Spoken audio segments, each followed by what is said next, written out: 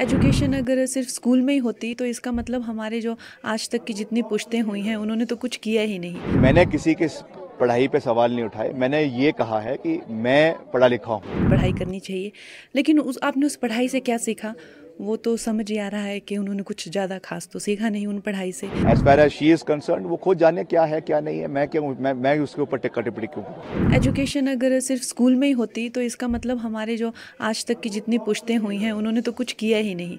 जो भी जितने आप इतने बड़े बड़े काम दुनिया में आज तक हुए हैं, चाहे हमारे खाने को लेकर हो, चाहे हमारे मंदिरों को लेकर हो, चाहे हमारी जो भी एक विरासत हो, पुश्तैनी विरासत हो, तो ऐसा थोड़ी होता है। इंटेलिजेंस जो है वो जो इंसान अपनी ज़िंदगी को एक स्कूल समझता है, वो इंसान हर तरीके से जो है वो हर दिन सीखते हैं, और जो हर दिन सीखते हैं वो practical knowledge on the spot लेते हैं।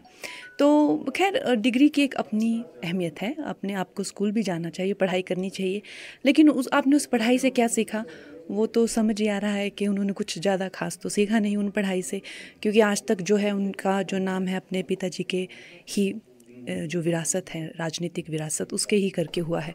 तो अब वक्त आ गया है, वो जितनी भी डिग्रियाँ इकट्ठी की हैं, जितने भी बड़े बड़े संस्थानों पे गए हैं, जितना भी पैसा उस पर खर्च हुआ है, अब उसका कुछ परिणाम दिखना चाहिए जनता को, है ना। मैंने किसी के पढ़ाई पे सवाल नहीं उठाए। मैंने ये कहा है कि मैं पढ़ा लिखा हूँ। I am graduate, I am post graduate, और हमने हर मुद्दे को पहले भी उठाया है, वर्तमान में भी उठाया है और भविष्य में भी उठाएंगे।